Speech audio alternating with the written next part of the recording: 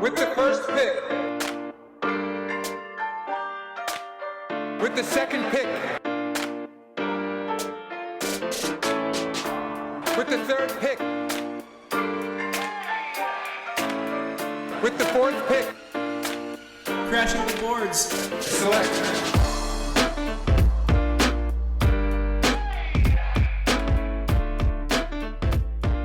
Hello and welcome to episode number 10. Jordan, we made it. Episode 10 of Crashing the Boards, where we'll break down this year's draft class and get you familiar with the future of the NBA. I'm Evan Skilliter. I'm with Jordan Foote, as always. Man, we're flying through these things. Yeah, it's insane. I didn't I knew that we'd get this far, obviously, but I didn't expect it to fly by this quick. Like, on one hand, it's a grind to watch these players and write down notes, but on the other hand, it flies by. It really goes by quickly when you're having fun.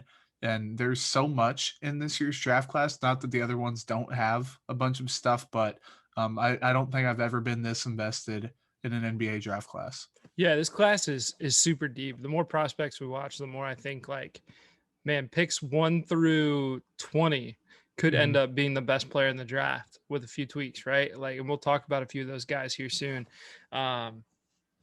It's been fun. It's been a lot of fun. I'm really excited to see how these guys develop.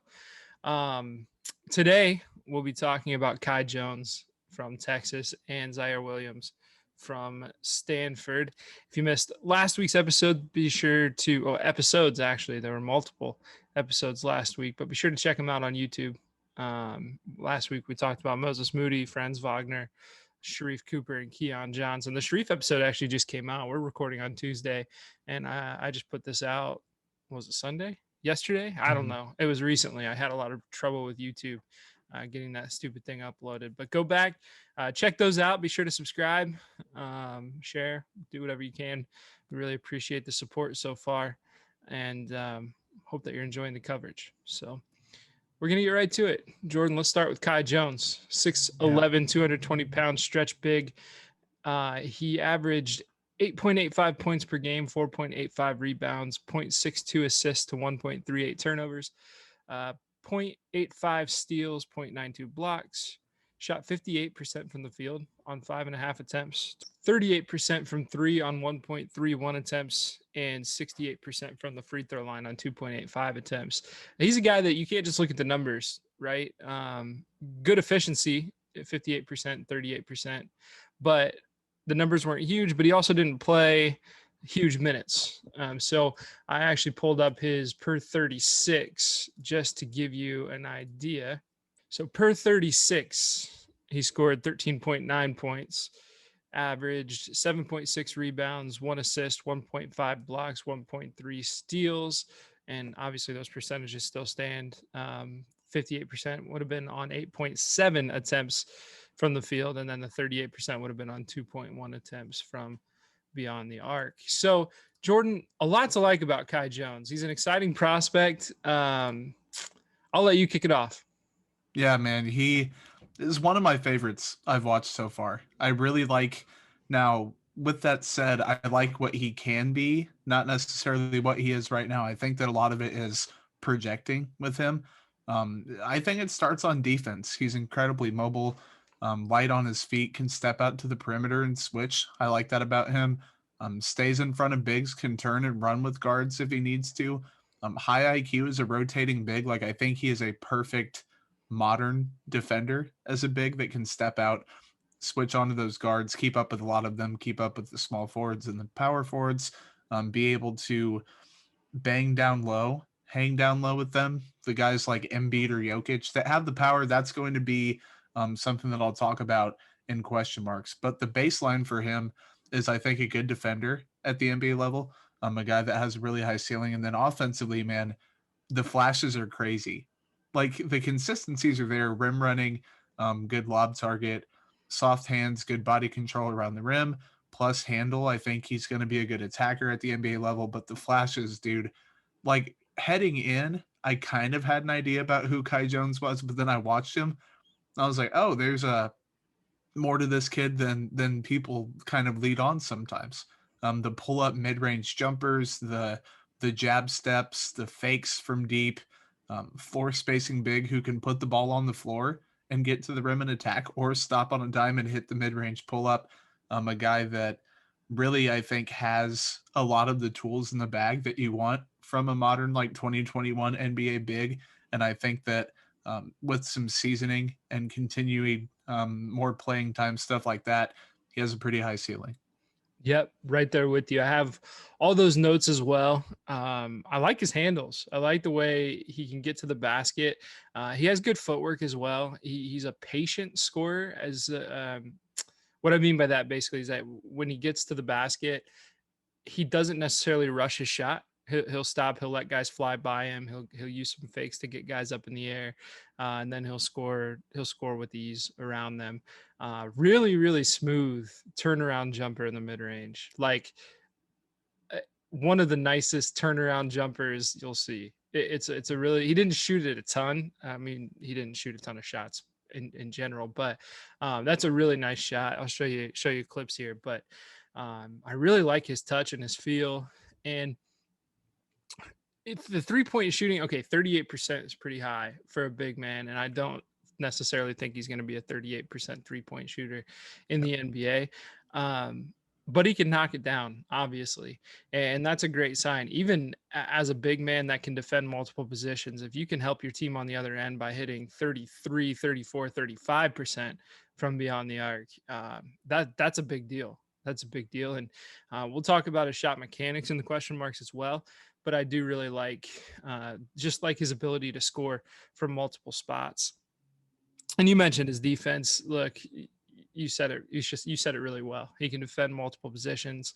He can hang with guards. He's got great anticipation. So, and I don't just mean off-ball anticipation.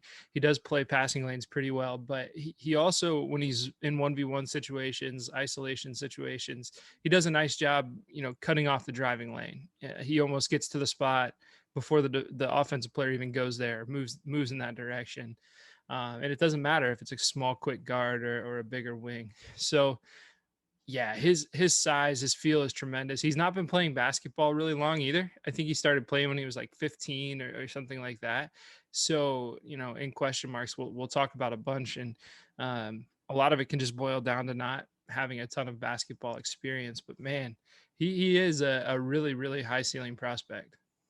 Yeah, 100%, man. And I forget what game I was watching, but there was a clip. He was on the weak side in the corner, and he caught the ball, like pump faked, jab stepped, like he was getting into his dribble, spun around at the rim. Like he just has so much that he can do. And it's crazy that he only showed flashes of it. Like it makes you wonder, had he got more consistent minutes, when he gets more consistent minutes at the NBA level, what will he be able to do? How long is it going to take him to develop that? And that's my first question mark is the investment worth it? Because I think it is, but can the team that drafts him afford to wait for the cookies to bake? Like you threw them in the oven, the final product is going to be good, but you have to wait for it. Still relatively new to the game, like you said, raw on offense, kind of finding himself still. The shot, I don't dislike it necessarily, but I think that he might need to tweak his mechanics a little bit, like you mentioned. It's a work in progress. Didn't get heavy minutes at Texas. Can he capitalize on the flashes that he has shown? Just something that, number one, can he just kind of keep developing, and can the team afford to wait on him to do that? Yeah, in terms of the shot, it's you can have some strange mechanics and still be effective and efficient, and obviously 38% from beyond the arc's efficient, but it's just inconsistent. We talk about consistency all the time on this show, right?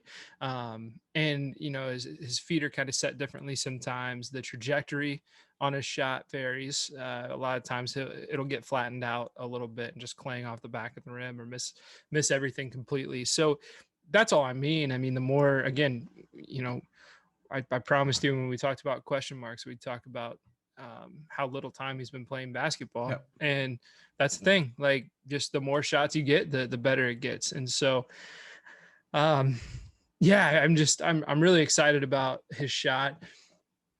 I'm also, I wonder about his post game. a little bit, right? He's got a lot of offensive tools, and somehow as a 6'11" big man, posting up isn't one of them.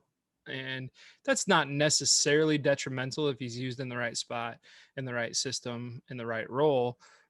But if you can round out your game, if you can, I mean, he already has kind of a face up threat, the jab step you talked about. He can space the floor. He's got a nice turnaround jumper in the mid range. But, if he can start putting some pressure on defenses with post moves and with a post game, then, he's going to be a matchup nightmare. No question. No question. And then another one I have is, can he develop his handle? Can it improve? And I think it can. You mentioned his ability to drive to the rim, and he absolutely does have that. But it's kind of a tunnel vision, one track mind to the rim, right? He puts his head Yep. down, he gets there, he'll get by you on his first step, and he's not really. There's not much movement left and right once he's on the path, Mhm. right? And so he can finish through contact, he can finish at the rim, but if he can develop that handle a little bit, you shouldn't expect a big man to have a bunch of wiggle, right? But if he can develop some side to side action, again, it rounds out the offensive game and just makes him even more threatening. Yep, 100%. And the handle was something I mentioned in my notes. And the post game is the last thing I had written down. Literally the final thing under the umbrella of can he get stronger? He kind of plays a finesse style sometimes. Seems to be gaining weight already. I was reading somewhere that he's been hard at work lifting weights, trying to do that. It'll help him when driving. He can absorb more contact. He'll welcome more contact. He'll shoot more free throws, which hopefully he keeps improving upon.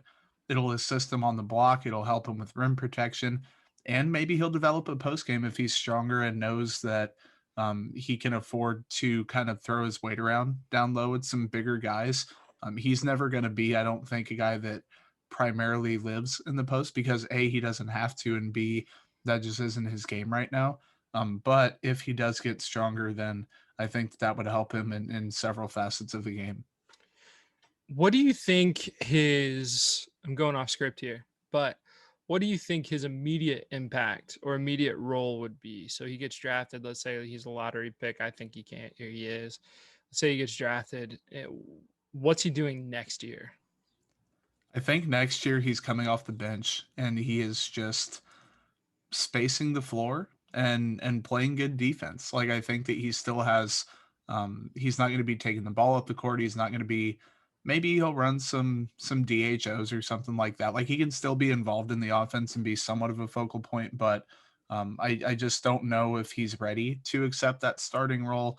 But then again, if it's like trial by fire and he gets drafted to a bad team that just throws him out there, I think he can offer some stuff, but it just depends on what they want him to do. And he has a couple clear strengths right now, and that's spacing the floor to a degree. We mentioned the shot. We're not 100% sold on it. Got to be a little bit more work and consistency that needs to develop. He has to handle the passing is something I'd like to see more of. That will probably come with playing time and experience, hopefully.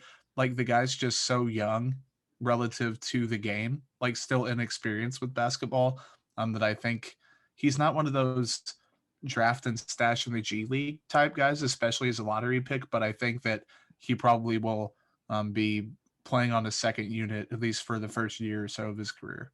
Yeah, I'm right there with you. Let's hear a summary.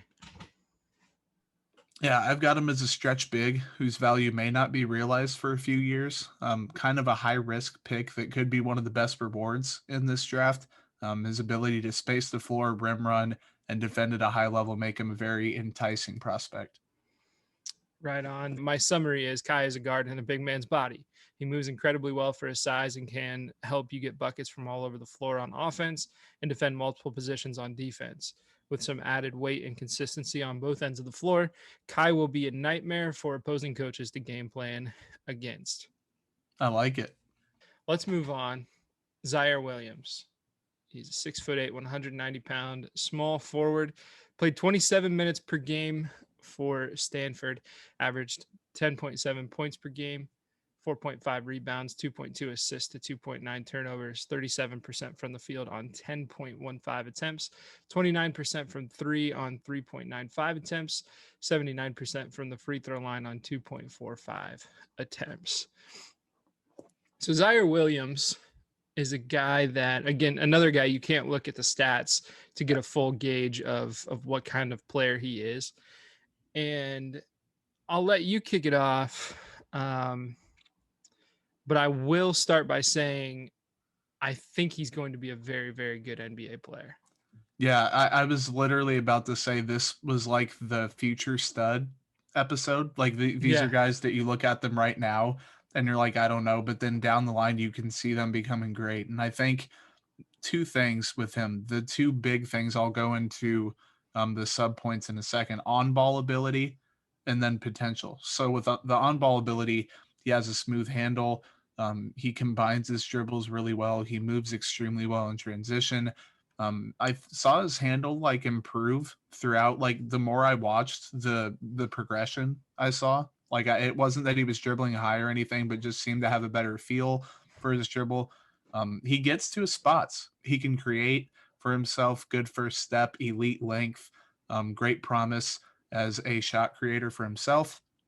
The ceiling is high. Like you look at the guy with his length, 6'9" or 6'10" ish, 185 ish pounds. Kind of hard to get the exact measurements depending on where you look. The ceiling is super high, can get to the spots, just needs to execute, needs the shots to fall. High IQ on defense, uses his length to his advantage, just as I would expect him to. Plus anticipation, adding some strength will be the key to unlocking that potential as a two-way guy. Good mobility, like 6'9" wings with the 6'10" plus wingspan. They don't grow on trees exactly. They're hard to come by. He's still only 19. He'll be 20 when the season starts. Like, I'm not going to say he's like a Paul George type player, but there are some similarities to some really good NBA small forwards or wings in general that are tall and lanky, can get to their spots, can create separation, can elevate. And he definitely flashes some like of that same fabric. Give me 1 second, Jordan. I'm rewriting my summary and taking Paul George's name out of it. Hold on 1 second.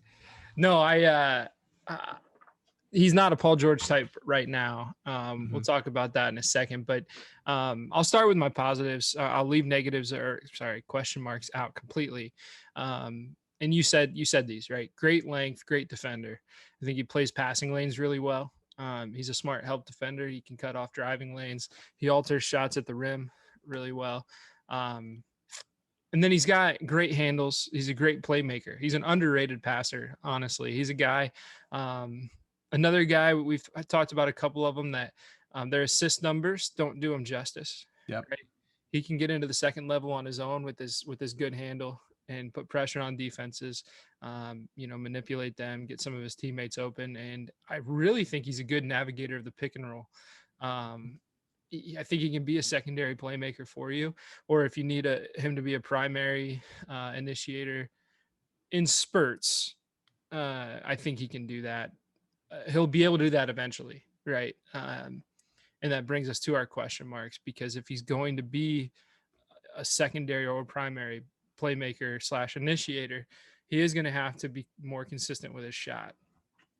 And this was a really strange year for him and for Stanford and his development, I think, right? He spent some time injured. I think he got in like a bike accident or something and injured his knee or something along those lines. And then the California COVID protocols were more strenuous than most. And I think that kind of cut into some of their playing time, their practice time. I know they were playing in other gyms. They were playing in like Santa Cruz, the Warriors G League facility. And like they're doing some weird things. And for a guy like him, who is just a raw athlete, a raw basketball player, he needs reps. He needs consistency. And I don't think he had that this year. And so you mentioned he can get to his spots. He looks fluid when he dribbles, gets into the mid range. He's got a nice high release. He elevates on his jump shot. It's got a nice trajectory. It just didn't go in consistently. And so, yes, he's got to learn. He's got to learn how, not learn how, but he's got to become more consistent, right? We've seen it. He has a nice step back, right? Hmm. He's got the ability to create space for himself. And so with more reps and more time, I really do think he'll become a scorer, right? A consistent scorer, a shooter, a guy you're not afraid to have the ball in his hands. Um, so, that's a question mark, but not necessarily a concern. I think you're drafting him for the upside, not the immediate impact right now. Um, the other things, he shies away from contact at the rim, takes some off balance, poor looks. That affects the efficiency as well. Again, you mentioned he's slender, he's small, he needs to add weight. It might take a while too. Like he's really a really skinny, like a Brandon Ingram skinny player, right? Remember Yeah. when Ingram came out of college? It was like he'll snap in half the very first time he tries to play defense, right? I don't think that's going to happen to Ziaire, but he needs to add some strength. He needs to be able to bulk up. Uh, he needs to improve his on-ball defense. We talked about his off-ball defense and his help and his protection of the rim. I He's just not terribly strong. He's not, he's going to go up against some really strong wings and probably have to switch on to some fours at some point. And right now he's going to get torn apart. So, he's going to need to bulk up. But again, like the potential's there. The sky's the limit. He's a smooth basketball player. You can tell the IQ is there. He's got everything he needs. He just needs to develop. Yeah, man. Ironically, or I guess very unsurprisingly, we had the same question marks. We had the same talking points. I wrote down Brandon Ingram as like my dot dot dot after I put frame Yeah. isn't particularly welcoming to adding weight. It reminded me of Brandon Ingram. He's going to get exposed against larger forwards earlier on in his career. Has the athleticism to be a plus finisher, just avoids contact on drives, like you said. I think that the shot is fine. Like you mentioned, it's not like it's an insanely low release or it's extremely inconsistent. He has such a high overall ceiling, and the free throw percentage is promising enough that you take a chance on that because he literally does have star potential. I think a really, really good player potential, especially considering that he could be a two-way wing. So he's a guy that I'm just going to get to the summary. I have him as a small forward with the potential to become an offensive centerpiece and defensive stopper. Will require improvements to body and jumper in order to get there. Yeah, perfect. My summary, I did not rewrite it. So here it goes. A small forward with an extremely high ceiling due to his length and athleticism. He's a plus playmaker and defender right now, and the prospects of developing consistency within his shot are promising. If that develops, if that develops and he can hang some weight on his frame, Ziaire could be a Paul George-esque contributor. And you mentioned, dude, the secondary playmaking or in spurts he could do it. Like we just saw with Paul George, he was the guy pretty much for several stretches with Kawhi out where he had to extend his facilitating ability more than he usually does. Like we don't think of Paul George as a great passer or a guy that sets up his teammates, but he kind of had to be the de facto, like not that they don't have point guards on that team, but like even when Reggie Jackson's out there, he's not exactly playing that point guard role. Like that dude's out there to get buckets and take shots, and he does it well. So it'll be interesting. I think Ziaire has a really high ceiling, and he's a guy that I think is a definite. Both of these guys I would take in the lottery for sure. Yep. I'm right there with you, man. Definitely. And that does it. Just two prospects for you. We're kind of trimming down the workload, but still trying to get you as many prospects as possible. Trying to do 4 a week, just 2 by 2 rather than all 4 at a time. So again, be sure to subscribe. That way you get notifications when we do release some new episodes, including our profiles coming out later this week of James Bouknight and Jalen Johnson. If you have players that you want to see us discuss, you're running out of time, first of all. But second of all, hit us up on Twitter or on Instagram. We use our individual Twitters, and our Instagram is Crashing the Boards Show. And you can always comment on the YouTube videos. We get those. We read them. We respond often. So be sure to check that out. But again, man, thank you so much for your support to all of you. I hope you're enjoying the videos. And Jordan, I know I'm enjoying making them. Yeah, absolutely, 100%, man. And we're so close to 50 subs. Like, at first we were at like 9 and 9 and 9. And I was like, Evan, we're never gonna get there. And you were like, man, let's chill out. We're gonna grow. Then we jumped up to like 13. Then we got up to like 17. Then we hit 25. I was like, wow, we're halfway there. Now we're like knocking on the door of 50. I think when I checked earlier on Tuesday, it was like 46. So we're getting close. I think by the draft, we could realistically hit maybe 60.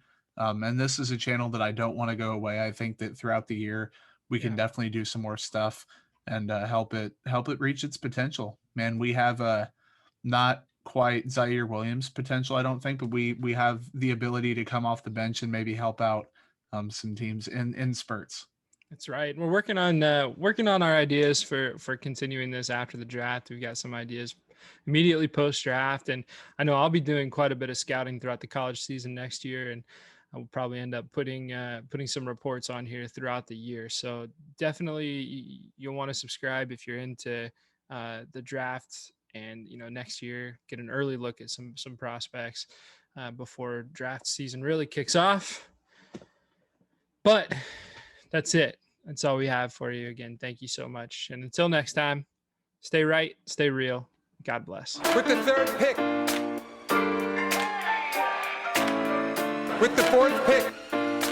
Crashing the boards. Select